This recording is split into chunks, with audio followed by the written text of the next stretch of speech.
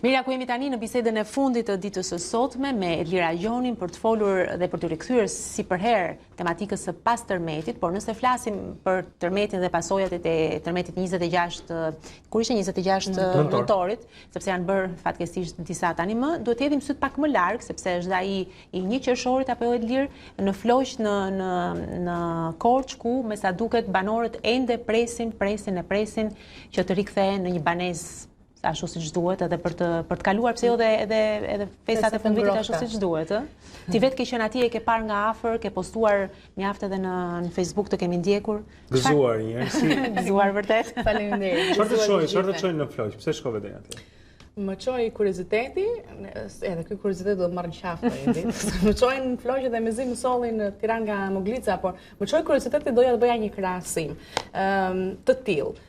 Duke qenë se jam duke marrë shumë me një shtëpi të vetme në Ishëm, edhe prej asaj kanë ndodhur disa probleme të tjera, unë dua që këtë shtëpi në Ishëm, përderisa e kam gjetur edhe një sponsor të filloja ndërtimin. Familjarëve kanë thënë mos u nxitoni sepse do t'ja ndërtoj shteti, siç janë bërë në Floq. Dhe nga kjo më nxita që të di, okay, çfarë është bërë në Floq, një informacion që më mungonte i detajuar, cili ka gjë të më dhe tek e fundit si ka bërë shtëpi shteti. Shteti çfarë fjalë, se më thënë jemi duke përdorur edhe ne si njerëz që e përdorin të dëmtuarit. Kështu që me makinën time private, iniciativë individuale, shkova në Floq, ditën e diel, ditën e Qamet. Pra ti ishe në një mision fakt mbledhës, po themi. Fakt mbledhës dhe analitik timi personal, se i Blendi nga lë krimi i profesionit, doja që e kam shiko edhe analizo edhe vërtetoj me sytë tu, pa jo përmes medias, ta shikoj vetë. Dhe më hynte në punë për të krahasimin e vërtet për një shtëpi tjetër në Ishëm. Në jo në aspektin mediatik dhe gazetarik nuk më interesonte. Dhe në fakt gjëja e parë që ti vëre në Floq është ndasia. E çuditshme se si kemi arritur me këtë ndasi të frikshme. Disa njerëz të thoshin na kanë rregulluar e kanë bërë o zot sa mirë, të tjerë thoshin që jemi akoma jashtë. Po, pamjet nga po, ja ku e ke lirë, ke përballë, ndërkohë që ti ishe edhe përpara kamerës. Çfarë ndodhte? Një banor i zonës më tha që janë dëmtuar, evidentuar se të pabanueshme 46 shtëpi vetëm në Floq, sepse janë edhe disa fshatra të tjera, por jam duke u marrë vetëm me këtë fshat. Janë dëmtuar 46 prej të cilave që kanë ndërtuar 17, pra janë futur brenda 17 familje. Dhe unë në fakt vizitova disa prej këtyre 17 shtëpive që kishin një ndarje interesante me sa vura re, deri në 3 banor, 1+1. 3 deri në 6 banor shtëpi du bëhen 2+1 dhe pastaj mbi 6 banor bëhen 3 dhoma e më tepër. Dhomat ishin të gjitha standarde dhe pse mund të kishte nga një ndarje të veçantë brenda, të gjitha ishin standarde, 2 dhoma gjumi, një më e madhe, një pak më e vogël dhe një sallon me kuzhinë pa hapësirë në mes. Kaq bënte fondi publik dhe çmësova atje ishte që ishin 5 firma ndërtimi që kishin bërë këto 17 shtëpi, dhe janë firmat e zakonshme që fitojnë edhe tenderat e rrugëve. Kjo ishte nuk e di, mua mbas më kisha shpëtuar si informacion mediatik, gjikurin më përmendën, Alpstari, nuk e di nëse është e lejueshme, por më përmendën dhe më thanë që këto janë, domethënë janë dhënë lekët për secilin shtëpi, kanë bërë këto firma me kanë bërë firma që kanë kontrata me qeverinë. Në përgjithësi. Ndoshta kjo edhe si një, po themi, përgjegjësi sociale këtyre firmave me që kanë fituar këto kontrata të bëjnë diçka në zonën atje apo se nuk e dim se si qysh dhe janë lëvruar fondet për këto apo ka një mungesë transparence se nuk e dim. Megjithatë, çfarë dim me siguri është që këto shtëpi, ato që janë bërë tani më. Si do i konsideroje ti? Sepse po mendoj diçka për shkakun, që nëse jam unë një banor i fshatit Floq dhe qeveria më jep të drejtë, thotë do të kemi një rindërtim për ty, po unë mund të dua të shtohem sa më vonë. Po them dua ta bëj, mund të fus unë ca para vet. Po themi gjysmë qeveria, gjysmë vet familja që ta bëjmë pak më të madhe atë shtëpinë në mënyrë të më e përshtatshme për të jetuar. Ishte një nga shqetësimet kryesore që adresova atje sepse të gjitha familjet e duan këtë përgjigje. Në fakt lejet e ndërtimit janë marrë bashkarisht për të gjitha shtëpitë që janë ndërtuar, kanë dalë në grup dhe gjithashtu planimetritë e tyre janë të bëra të gatshme. Kështu që hidheshin themelet për kubaturën që i takonte shtëpisë në bazë standarde, në bazë të frymëve. Dhe askush nuk kishte mundur që të shtonte një dhomë ti mund të shtoje për elemente. Kjo është koha e përshtatshme, që ta bësh një mirë. E vërtet, por kjo nuk kishte ndodhur në Floq, nuk kishte ndodhur. Çfarë do të ndodhi në Ishën dhe në zonat e tjera, unë nuk e di, por këtu nuk ishin lejuar. Pra kishte dalë leja për të bërë një shtëpi 2+1, nuk mund të dilje nga ajo strukturë. Për që mua më duket pak e papranueshme për shtëpi në zona në fshat, do të thënë që nuk e eksakt. Edhe kishin ankesa, disa prej tyre ishin shumë të kënaqur, sigurisht thoshin që këtë shtëpi nuk do ta kishin bërë kurrë. Sikundër kishte shumica që ankoheshin sepse edhe rregullimet ishin bërë, unë i pash vetë, s'ka nevojë të më thotë askush tjetër, ishin bërë shkeleshko, ishin lënë përgjysmë disa rregullime, kubaturat ishin të vogla për disa familje të mëdha, por ishin të reja. Do të them të drejtën, jam surprizuar pozitivisht, duke hapur që këto familje po jetonin në kushte shumë herë më të mira se sa kishin qenë para tërmetit. Kishin patur shtëpitë e tyre para këtij tërmeti. Por ka një problem shumë të madh me atë shqetësimin që ngriti Jaulona. Tërmeti ka rënë në 1 qershor dhe shtëpitë ishin futur brenda në nëntor, disa edhe kur ka rënë tërmeti në Ishëm, në Rodon, pra këtu në qendër të Shqipërisë. 6 muaj me verën përpara. Ne kemi ndjekur, Edlira, për të mund flasim në bazë faktesh, se kemi pasur disa herë njerëzit tanë risëreshën gazetarën tonë në Korçë, por edhe të tjerë që kanë shkuar, kanë filmuar në Floq. Premtimi fillestar i kryeministit Rama në qershor ka qenë që në shtator të gjithë do hynë në shtëpitë, i cili nuk u realizua. Në shtator ishte mbaruar vetëm një shtëpi, me sa mbaj mend, dhe kjo akoma jo plotësisht. Që ishte pas kohë, pra ai premtimi i parë ra. Ndoshta mbas tërmetit shtatorit filluan nxitohen sa më shumë etj. Po megjithatë, me vonesa, disa mujore, jemi para faktit që më në fund tani në Floq duhet sikur kanë mbaruar, kanë mbetur vetëm hipotezuar, thoshe, një qendër shëndetësore që është duke u bërë, po, ishte në meritmet të përshpejtuara, dorëzohet në 15 janar, sa më thanë punëtorët e firmës që ishin duke e përfunduar qendrën, ishte me bloqe që më bëri pak përshtypje, megjithatë më siguruan të gjithë ata që ishin pro dhe ata që ishin kundër, më siguruan që pavarësisht nëse janë bërë me bloqe ose me tulla, kolonat i kanë vërë të standardeve të larta, pra janë me standarde antisismike. Janë të bëra, janë ndryshme nga ndërtimet që ishin që bërë para. Si është gjendja shpirtërore këtyre njerëzve, sepse vërtet ju shkatrua gjithçka, por ama kanë vendosur të rifillojnë jetën po aty prapë në fundit. Ti thua tani shtyllat janë të betonuara siç duhet etj. Por gjithsesi është një lloj frike, një lloj paniku që mos ndodhi prapë, mos ndoshta na përsëritet e njëjta gjë.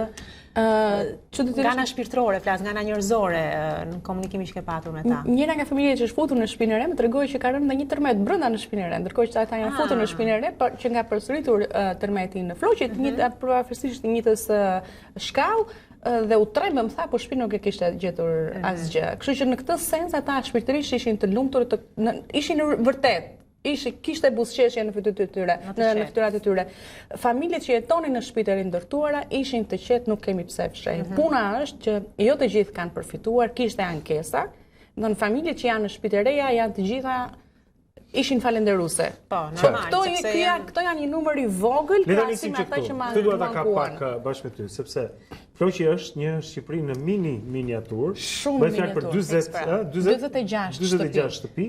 Ndërkohë që tani po flasim për mijëra banesa të dëmtuara përtej asaj që mund të jetë riparueshme, mijëra familje që mbeten. Çfarë mësimesh mund të nxjerrim ne nga Floqi dhe 6 muaj që u deshën për të ndërtuar 46 shtëpi, në mënyrë që t'i vëmë në praktik kur vjen puna tek tërmeti i madh i 26 nëntorit?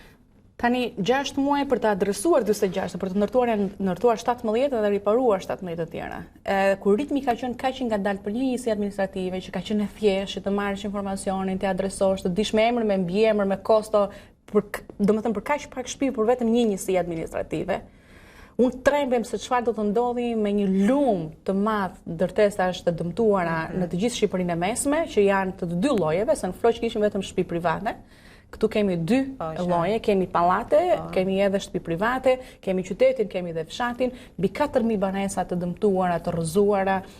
Nuk e di se sa pallate akoma nuk kanë mbaruar vlerësimin që duhet dhe ato të rrëzohen.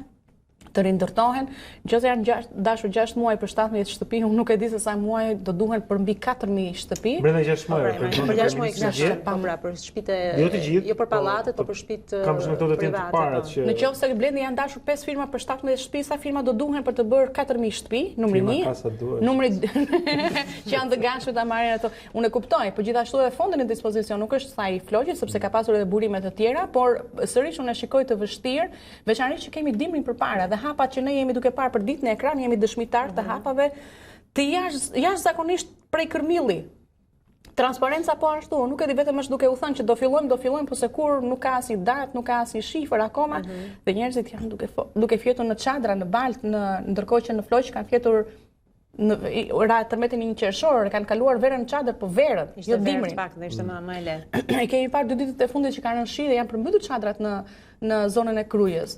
Kështu që njerëzit nuk kanë atë ku do vendosësh atë krevatin. Sa $, të përpiqesh ta ngresh, prap je në kontakt shumë të afërt me ministri ka thënë lini çadrat dhe shkonin në hotelet me 4-5 hyje. Ka hequr dorë edhe ai prej kësaj thirrjeje, sepse këtë thirrje mund ta bësh njerëzve që jetojnë në pallat, kurse njerëzve që jetojnë në fshat edhe ai e di pse ka hequr dorë, sepse mund ta bash njeriu sa 3-4 ditë atje.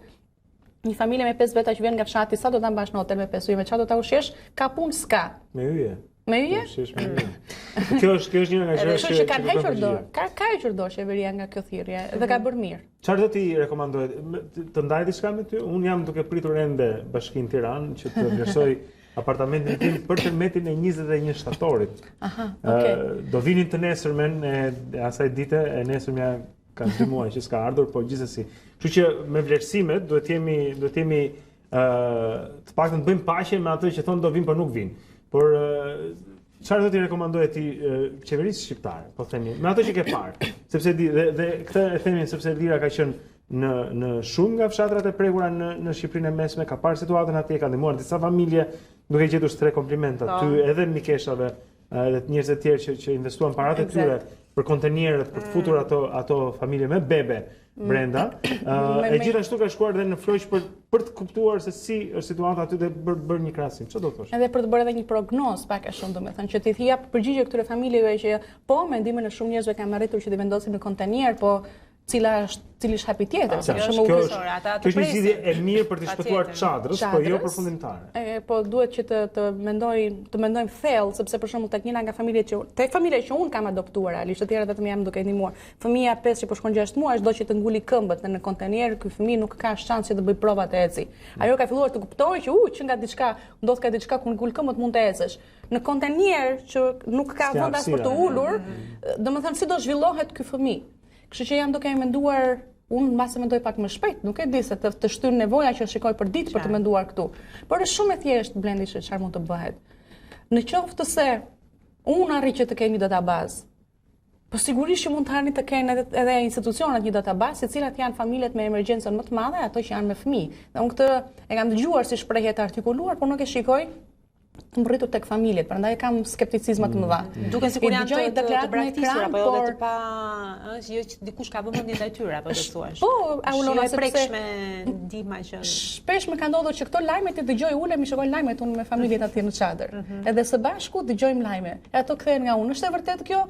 Ata e marrin vesh lajmin nga ekrani dhe unë që jam atje mund të bëj ndonjë 2-3 telefonata, e them prit të mos ndihtohemi pak. Pra ka një mosperputhje të frikshme midis asaj që proklamohet në ekran dhe midis asaj që realisht marrin vesh banorët. Me lajme në këtë rast po kuptoj deklaratat qeverisë. Sigurisht, për atyre varet diçka. Për ata ato janë lajme. Ato janë lajme. Edlira, do ta kap në një, si quhet kjo familja me shkafën? Në Kullaj? Në Kullaj. Kullaj, Baftjar Kulla. Okej, ata janë. Çfarë mund për te qeverisë? Sepse, e di edhe është një gjë dhe detyra bie mbi ata që drejtojnë vendin, po çfarë mund të bëjmë të gjithë? Çfarë mund të bëjmë unë dhe Olona, tjetri që na shikon nga shtëpia, qytetar të pa angazhuar as politikisht as në punë shtetërore? Për të ndihmuar këto familje. Unë do thoja që nevoja e tyre akute është streha. Edhe në qoftë se është e vërtetë që për këto familje, në emër të këtyre familjeve kanë ardhur fonde nga kanale të ndryshme. Atëherë këto fonde të shkojnë tek këto familje sa më shpejt. Nuk e besoj dot unë që duhet 6 muaj që të bëhet një listë me familjet prioritare që kanë fëmijë të vegjël dhe duhet hapur themeli tani. Për familjen për cilën unë po flas, për shembull, sponsori ka 4 javë që është ofruar dhe unë nuk bëj dot përpara. as mendimin tuaj, as mendimin as kujt tjetër, sepse kam ngecur tek puna e marrjes së lejes së ndërtimit. Domethënë, në vend që të lehtësohen procedurat që të gjitha janë po aty ku kanë qenë, të më thoj kush të do që janë lehtësuar procedurat. Të vimi mua te hipoteka durrës ku ka ngecur kërkesa për të marrë friskimin e kartelës së hartës tokës. Pra aty keni ngecur për momentin. Ka një mospërputhje dhe jam tani e acaruar me këtë idenë, domethënë që sa herë që bëj të tilla gjëra më thonë, Edlira pse thua ja urdhëro na këtë kontakt, merr atë kontakt e zgjidh. Nuk kam zgjidhur akoma asgjë. Gjithë numrat e telefonit që më japin dhe të gjitha qetësimet edhe fërkimet e kokës që më bëjnë, i tani interpretoj vetëm si të lutem hesht, më shumë se sa hajde ta zgjidhim vërtet këtë problemin. Nuk funksionon as, kam marrë këtë iniciativë, doni dhe ju të bëni iniciativë të bleni një kontener. Konteneri ka akoma një 20% të VSH. Bën 2.600 euro konteneri, 450 euro të VSH. Po me këto 450 euro mund të blesh krevatet edhe dysheket edhe. Jo, e marrin, të VSH angelet aty. Për çdo 5 kontener mund bie 1.6. Tani kam gjetur 2 sponsora për të bërë 2 shtëpi, akoma vazhdon që të jetë në fuqi. Për çdo gjë që duhet të blejnë këto njerëz, të VSH-ja është në fuqi. Të mos më thon kot gënjeshtra të tjera. Është kështu, se jam duke e prekur. Nuk gënjej unë, gënjejnë ata që bëjnë deklarata politike, që thonë është hequr kjo, është bërë VKM-ja, këtë është bërë VKM-ja për atë. Kur të shkosh në terren, e kupton që VKM-t janë në Tiranë, nuk funksionojnë para atje ku është problemi. Çfarë mund të bëjmë nëse ishte pyetja e Bledit? Pikërisht kjo ishte ideja.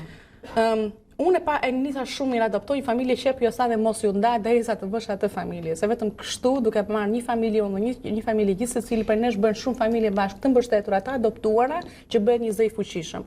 Tani unë për shkak se ka kërkesa shumë të mëdha, më është dashur që të kemi edhe të përpiqen të ndihmojnë edhe të tjerë. S'më ka shfokusuar nga kjo, se kam ngecur te hipoteka Durrës.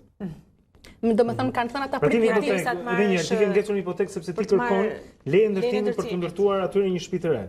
Ke gjetur parat, mund ta bëjnë një shtëpi të re, nga para dhe s'po marrin dot lejen e ndërtimit, sepse duhen ne 18 dokumenta që janë atje online, këto prallat që ka procedurë të përshpejtuar, nuk e thash janë pralla, nuk pinuj fare. Kërkesa është bërë para 10 ditësh në hipotekën e Durrësit për të marrë kartë të rifreskuar dhe hartë toke. Kartel, se tani jam duke mësuar edhe procedurat. Në përgjegjësinë e kujt bien këto institucione? Bashkia e Durrës. Ishmi është në përgjegjësinë e Bashkisë Durrës, që s'ka kryetar. Kështu që kurse shumica e dokumentave duhet marrë në hipotekën e Durrësit, aplikimi për lejen e ndërtimit bëhet online, por që të bëhet kjo aplikimi online duhet firma një tjetër vështirësi. Duhet që kjo familje pikur, që kemi gjetur një sponsor, duhet që të kontraktojë një firmë ndërtimi se s'bën në mënyrë që të jepet leja ndërtimit. Që të kontraktosh një firmë ndërtimi, ata duan 7% të preventivit të ndërtimit, ta marrin upfront, paraprakisht. Jo gjatë, po e stërgjatur, a thua si edhe shumë pengesa dhe që edhe kushtueshme. E bën akoma më të vështirë, pra pikërisht atë rikthimin në jetën normale, ashtu për pastaj për ndërtuar një shtëpi që duket thuajse. Po dhe mua më shqetëson ky fakti, domethënë që unë them që ky është problemi i vërtetë dhe pastaj të vjen propaganda me tamburet e saj të thotë nuk është e vërtetë se ka VKM, kemi bërë këtë, kemi bërë atë, unë si shikoj, unë shkoj aty për plasë me të njëjtat vështirësi që përplasë gjithkusht tjetër. Më ka një mospërputhje me disa asaj që unë mundohem të bëj dhe asaj që gjej realisht. Dhe kur ke ti vështirësi, imagjino dikush tjetër që ndoshta nuk ka përkrajen tënde, një familje tjetër, sa të vështirë mund ta ketë. Jo, po unë prandaj jam fokusuar te një, se e di që duke bërë këtë, nëse unë nuk fokusohem, që djeg ato pak mundësi që kam, dhe mundësia më e madhe që kam unë është sikur të ishte shtëpia ime, mbase do isha treguar pak më e butë. Po nga që është shtëpia e një familje me një fosh një 5 muajshe që janë në baltë, unë ngre pak më shumë zërin sepse nuk është si janë lekët e mia tek e fundit lekët është duke i dhënë një zotëri tjetër, të cilët duhet i përulen ata njerëz. Po nuk fillon dot puna sepse pengesa më e madhe është burokracia. Ne kishim në fakt me që fjalët e hipoteka Durrës para tërmetit patëm një kronik nga 2 CNN ku njëri ndër njerëzit që kishte një shtëpi në Durrës tha më shumë jemi lodhur me letrat për ta legalizuar se sa lodhem për ta ndërtuar këtë shtëpi. Edhe gjendja me sa duket vazhdon. Edlira Gjoni, shumë faleminderit për kohën. Shpresoj që na keni dëgjuar edhe që të bëhet pak më lehtë. Edhe një bravo të madhe, natyrisht për durimin edhe për këmbguljen që ke, duke që nga Vlora në fakt në të pjesë, kështu që jam i sigurt që shkosh deri në fund. Faleminderit. Të tre. Faleminderit shumë edhe juve dhe gëzuar të gjitha familjeve, më vjen shumë keq për ato që do ta kalojnë në balë në kontener. Inshallah nuk duhet 6 muaj sa për në floq, por pak më shkurt. Shpresojmë vërtet. Faleminderit Edlira Gjoni që ishte me ne.